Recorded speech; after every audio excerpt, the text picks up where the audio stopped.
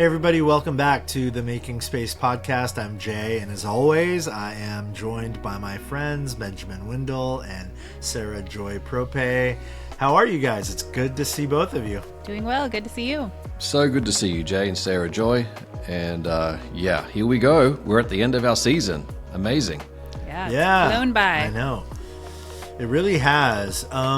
To set up the conversation today, I wanted to ask you both a quick question. I grew up in, I guess, what some would call sort of a low church, very, standard evangelical sort of tradition, saying all the contemporary worship songs and all of that kind of stuff. But some of our conversation today with Michael Scheer gets into liturgy, a lot of the conversation actually.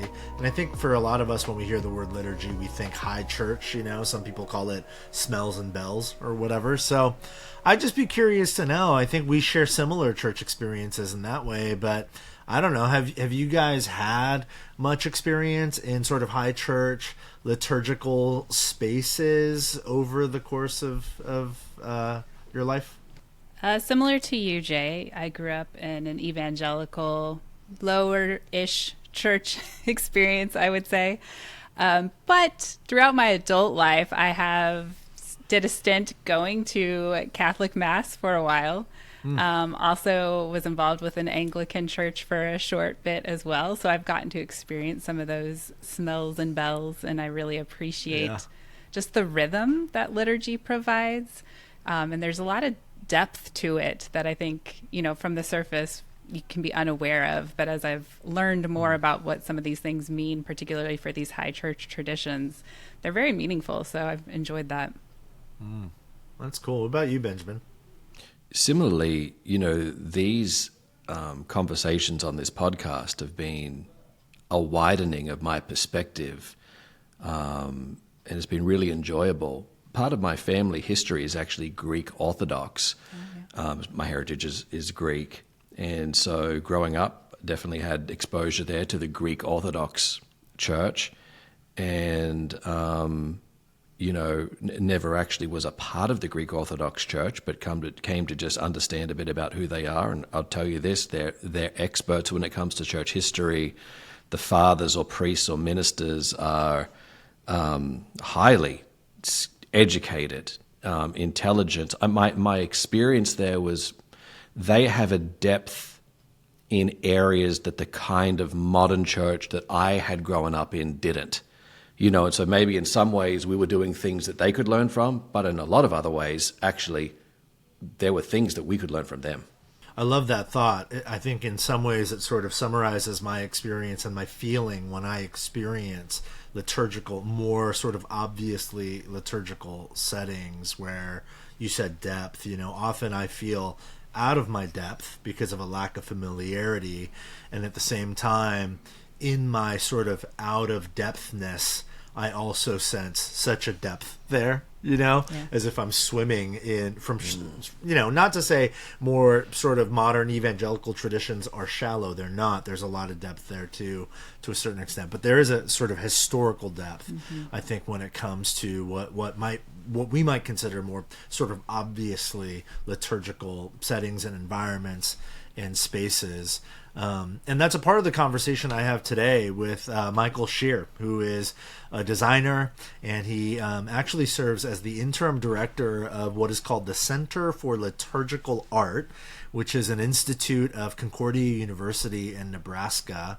And his work there at the Center for Liturgical Art, or CLA, it includes the design of, chancel furnishings and other liturgical art. He leads a collective of artists who get commissioned to do, worship space consultations, but also like art installations and stained glass. Their website is just absolutely stunning, beautiful, some of the work that they've created. He's also focused on helping the center develop and cultivate new forms of artistic educational outreach, and sort of working as a bridge between local churches and liturgical artists. And again, we get into so much conversation about liturgy and about how art can tell a particular story in particular spaces that can form us.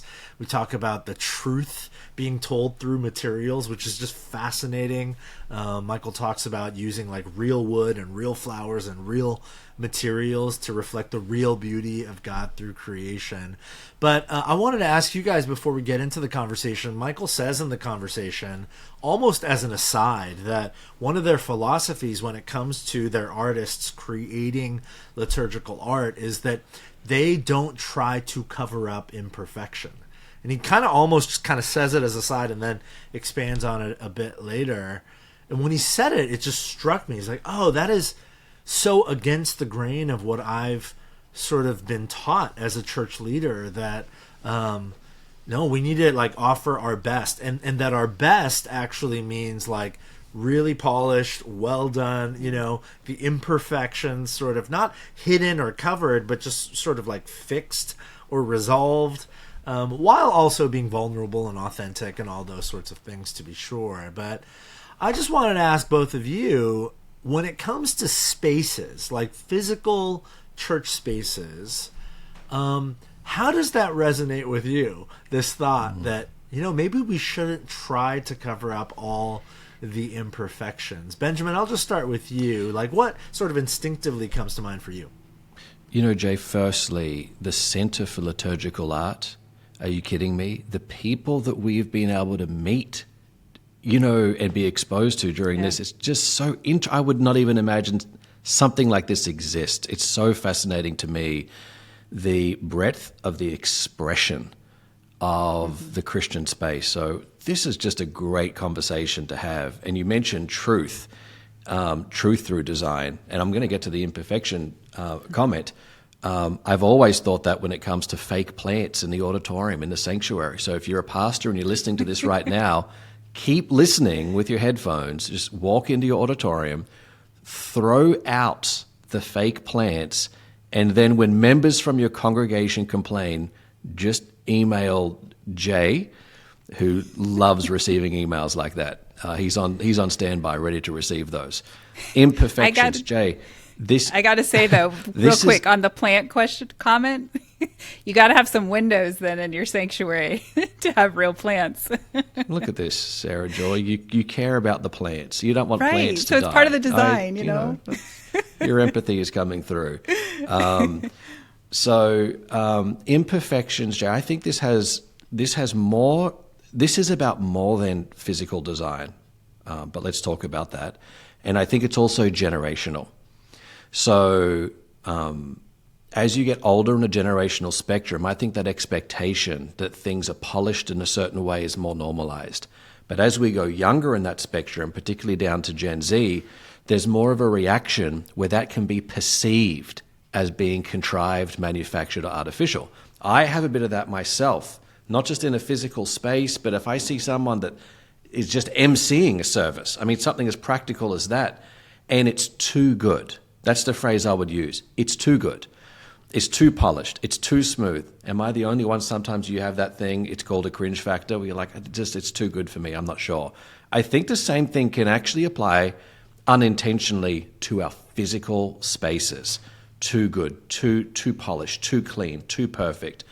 It's not that every person is smiling, but it's like everywhere you look almost feels like that. So the word I would use, Jay, to answer that is rawness. Like, embrace rawness, because I think that communicates an authenticity that people are looking for more than needing everything to be perfect. It's a great thought. Sarah Joy, what are your thoughts when it comes to that idea, don't cover up imperfection? Yeah, one of the things that makes me think about is people's homes. And, I'm sure you've all experienced the home that you visit, and you may love the people there, but there's not anything that's out of place, right? And so you feel almost even uncomfortable to sit down on the couch or to actually live in the space because it's so curated. But then you go to somebody else's house who, there might be some dirty socks on the floor in the corner of the living room or something like that, but you can breathe because you're like, oh, yeah, they're human just like me, right? And there's a real value in that. And so I think, Benjamin talked about the rawness. I think it's bringing the humanness to this space, of allowing for things not to be perfectly ordered always. And I would say that there's a difference too between, some imperfections that might show up or things that just demonstrate like a lack of care, right? And so I think that that's like the important consideration to make of, if there's places where it's like, oh, there's just not a lot of thought, things are in disrepair, that communicates one thing, right? But if there's things that just simply, oh, yeah, we kind of didn't paint that correctly, or that's very different. And so I think those are important distinctions to make in the conversation. And this doesn't go so much into physical space, but I was going to say that one of the things that I actually love about my church here is that more often than not, we'll be in, Sunday worship, and the guitarist will start out and then he'll be like, oh, wait, sorry, guys, totally wrong key. I need to start over. And it's just such a breath of fresh air, because I think it presents to people who are visiting like, hey, you know what, we don't have this all figured out and we screw up, and we're just here to worship God together and do the best we can. So those are great thoughts. Yeah, thank you for sharing that. Before we get to the conversation with Michael, I just want to again remind everybody, access all the resources we've got, so much more than just these conversations at barna.com/makingspace.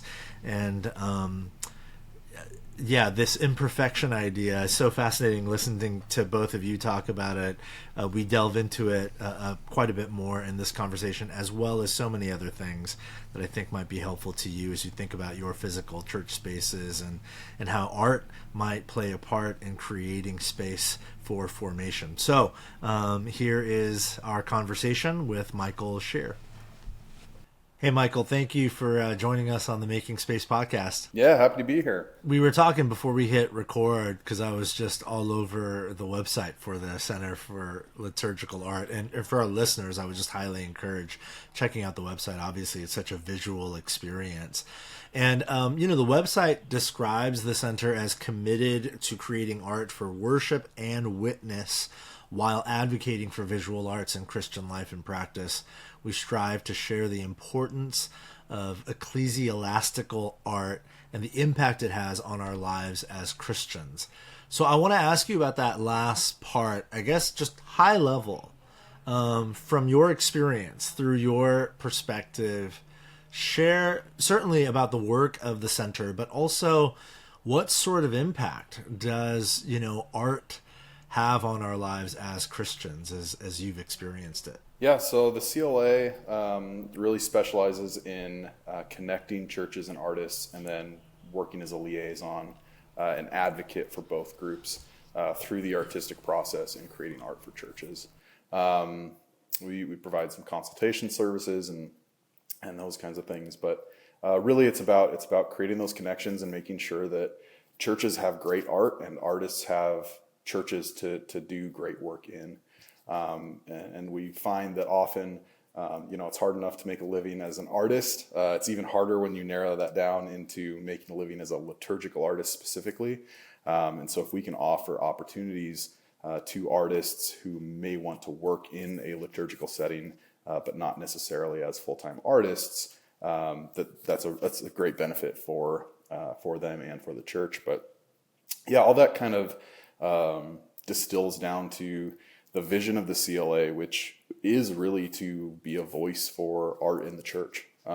It's such an important part of life just in general, of I would hope everyone's life, but we need to make it an important part of our life as Christians as well, and it can help and assist in worship and witness, like you said, but it's also, it permeates everything we do. Every time you go outside, you see design, you see art, you see nature, you see beauty.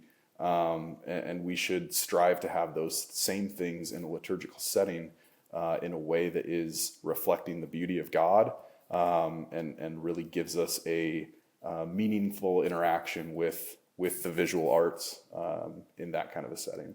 Yeah. In the research that Barna and the Aspen Group have done, one of the questions asked was about church buildings and physical spaces and beauty, and specifically something you just said, the beauty of God. And this is a staggering percentage. 90% of Christians agree, at least somewhat, that when it comes to houses of worship, church buildings should reflect the beauty of God. So I guess big general overarching question, how would you define beauty? Because it feels so subjective, but how would you define beauty within the context of the church? And why do you think that's important to Christian worship and spiritual practice? Yeah, well, just jumping onto that statistic real quick. You mentioned 90% of Christians think it's important. I don't think you'd be able to tell that by walking into churches. I don't know that 90% of them would show that as an important thing, and I think we need to get there, right? But to do that, yeah, it's about figuring out what beauty means and what beauty means to us as Christians. One of the core things that we talk about whenever we start a project is, truth to materials, which is an architectural concept, an aesthetic concept. But really what that means is we want to make sure that we are showing the beauty of God through the beauty of his creation, right? If we have a piece that is supposed to be a wood carving or something of that nature, it should be out of wood, In another way, if we have flowers on an altar, which I think a lot of churches are familiar with, right? Those should be living, real flowers. We shouldn't necessarily want to or strive to put something fake up there when we want it to be a representation and be show the work of God's hand. And so when we're true to the materials that we're using, I think that's kind of the starting step of that process, is seeing, okay, well, these materials are important to us and important to the aesthetic of the space, but we really want that to be authentic to what it's actually made out of, right? If we're building a church building out of wood, it should look like wood. We shouldn't try to cover up imperfection, because that's a part of the process, part of the material, and also a part of our lives. And so I think that's always a good starting point, and a helpful thing to mention to people. I think it's easy for people to understand that. And then from there, you can get into more conversations about beauty and what beauty means. And beauty is different for different people. Different people have different ideas of what is aesthetically pleasing, what they prefer. And for each congregation, that should look different, right? It should reflect who your congregation is, the people that congregation is made up of. And when I walk into a space, it's kind of like a house, right? Like I walk into your house and it looks a little different than my house, and that's a good thing, because it shows who we are, what we care about, what's important to us. And walking into a place of worship should be the same, right? We should immediately be able to see what is important to us, and what are we placing kind of our priorities in, and how are we showing that in beauty. Yeah, that's really good. I want to sort of delve a little deeper into something you just said. I like the metaphor, the imagery of the house. There is the big, broad, historic, universal church. So there are obviously sort of like specific icons and iconographies that are universal. The cross is probably the primary one. But I love that thought that there's also a uniqueness. So every house has a door. Most houses have a dining room or a dining table, but every house is also different. Talk a little bit about that from your experience, and specifically, like, what are some ways that physical aesthetics that are unique to a local church community, how those unique physical aesthetics and expressions of localized unique beauty can contribute to the worshiping life of that congregation? Yeah, absolutely. I mean, I think one of the key ways is generally if you have a church body in a location, the people that you are affecting, evangelizing to in your local community are going to be relatively, similar in a lot of ways. Not every way. There's obviously great diversity in most church bodies, but in a lot of ways, and in a lot of very basic ways, they're going to be the same. But that's going to look different from Seward, Nebraska, to California, to New York, to there's a huge variety. And so the way that I would think about it is wherever you are and whoever the people are that you are focused on saying, this is a place for you. This is a place that we want you to feel welcome. Those are the people that you should be designing your church for, right? And your church should have a welcoming aspect for them, right? You want them to feel like they're home, to feel like they're welcome there, to feel like it's a place that they have buy-in and they feel like they're a part of it. And so I think when you get down to kind of the localized aspect of that, that's when those kinds of aesthetic things can be really important.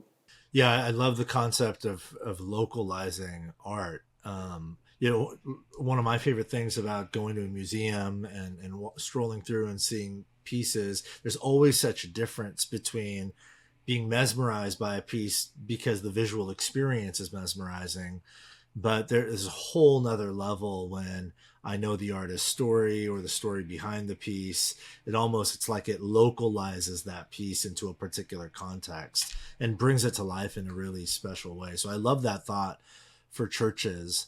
There was another question asked during the research, which do you feel are the most important to having a meaningful experience at a Christian church? And there were some options, and almost 2 out of every 3 Christians, and interestingly enough, 2 out of every 3 non-Christians also said art and beauty in the building is one of the most important things.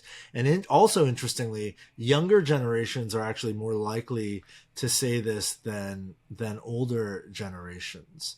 So you're obviously the CLA is at Concordia University. You're surrounded by emerging generations.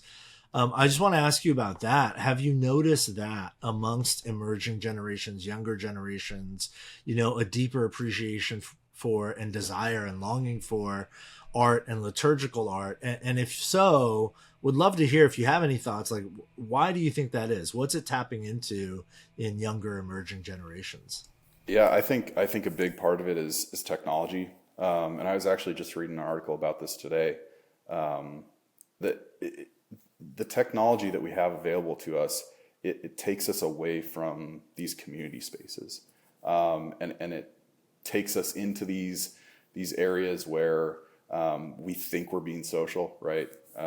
Instagram, Facebook, anything, any social media. We think we're being social in those spaces, but we're not really.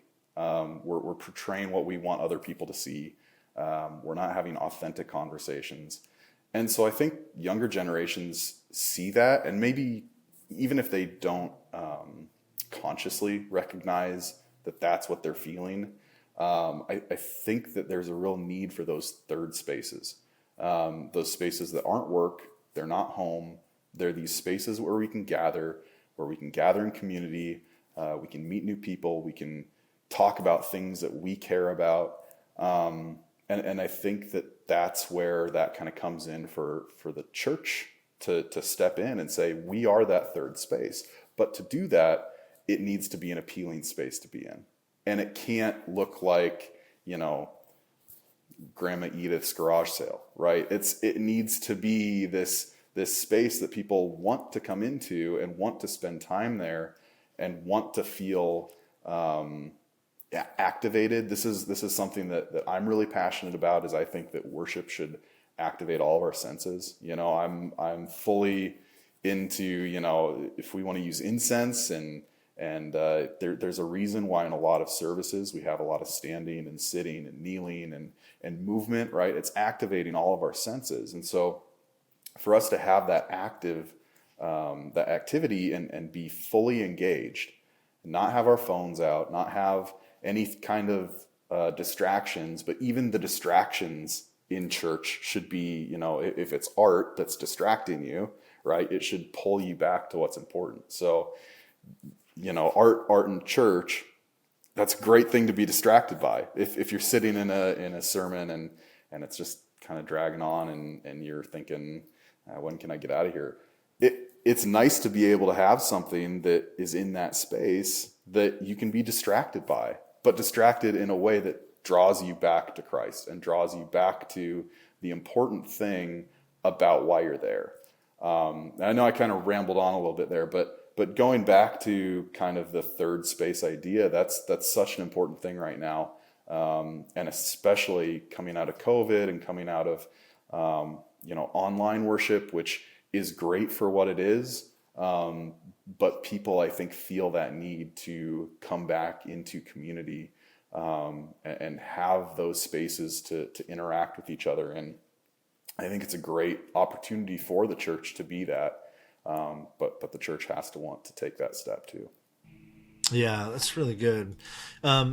Sort of piggybacking on that idea of being drawn in, in not in all of our churches, but in many of the churches of the folks who are listening, there is at least some level of diversity on a number of levels. And so I want to ask you about art because, I wonder often if art has it's one of those uniquely powerful mediums that has the power to bridge, divides. So in terms of liturgical art and art in worship spaces, what sort of role do you think it can play in helping people from all sorts of different backgrounds and cultures experience God together as sort of, this newfound family of God, despite our differences?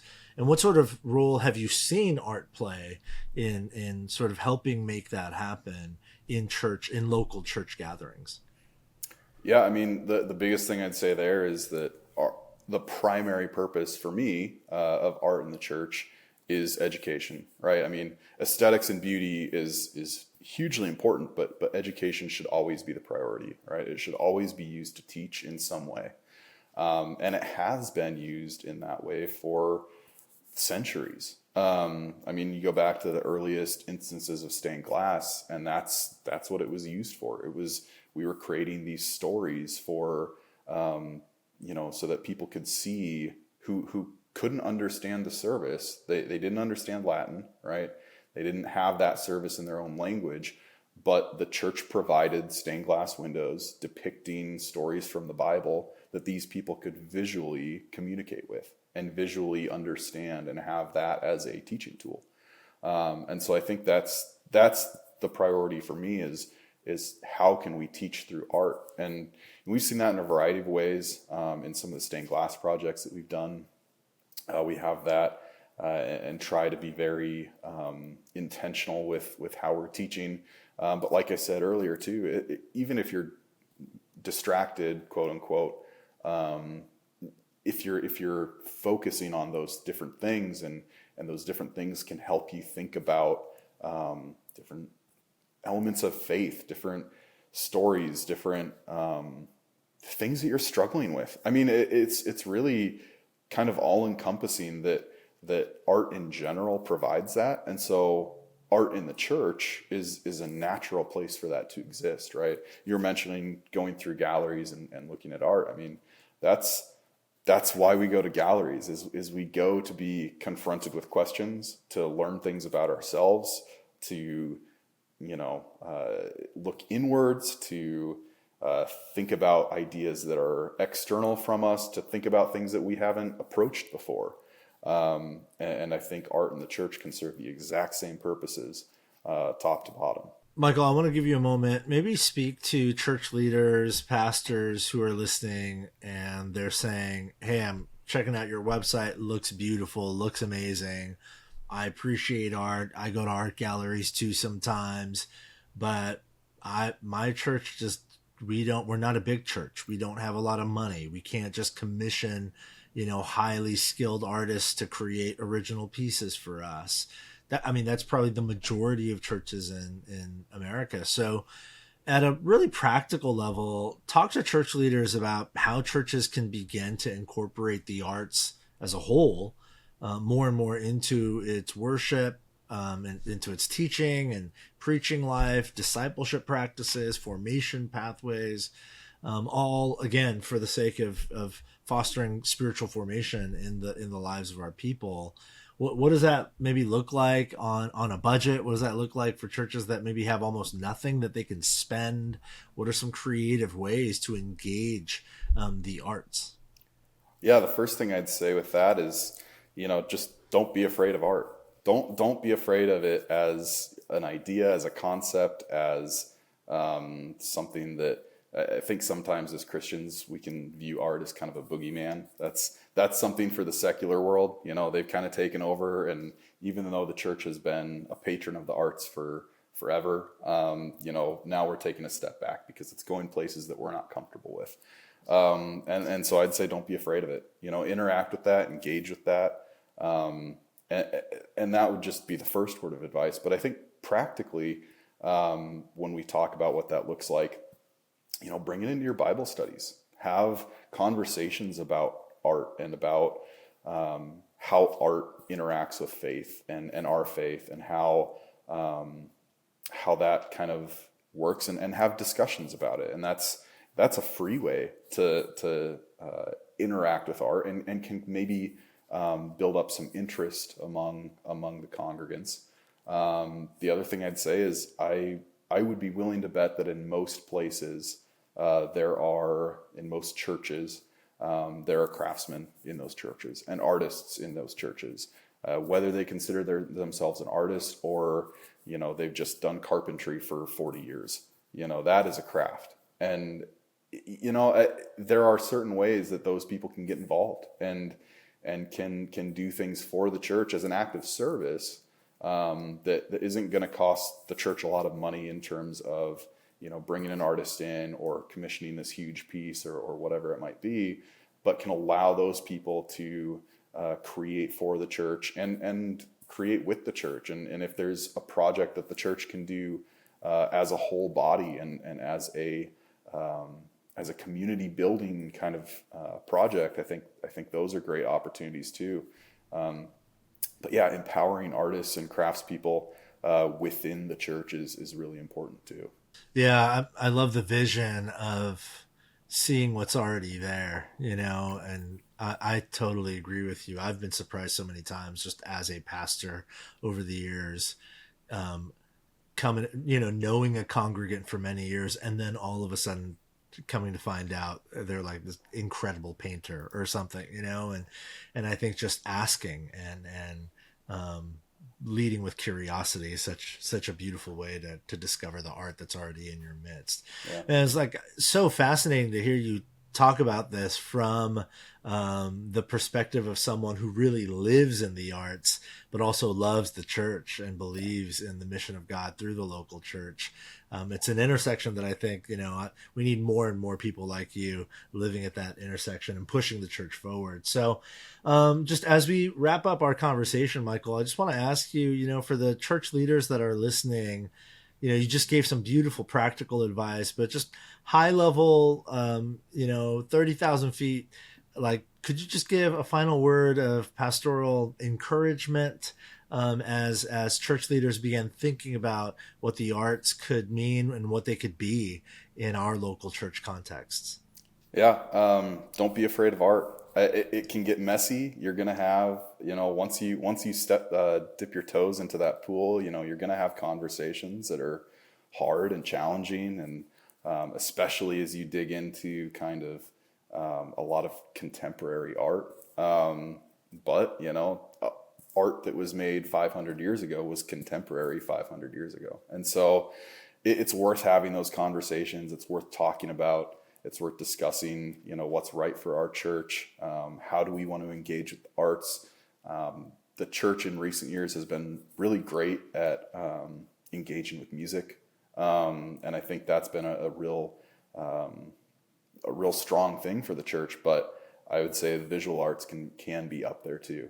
We just have to be willing to engage with it and not afraid of those hard conversations and the hard things that come with it. That people have different opinions, and people have different aesthetic leanings, and art in general is just something that comes with a lot of baggage.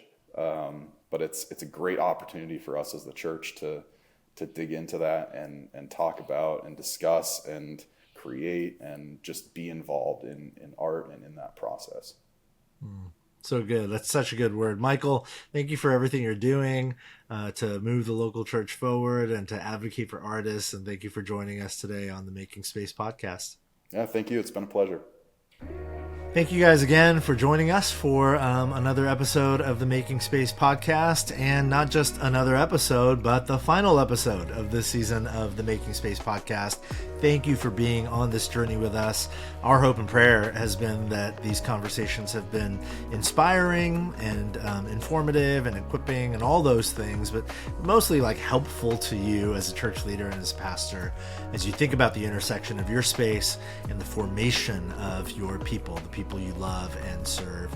So again, another reminder, go to barna.com/makingspace and access so many more resources that are available to you as you again think about how space is forming the churches and the people that you've been called to serve and to lead and to love.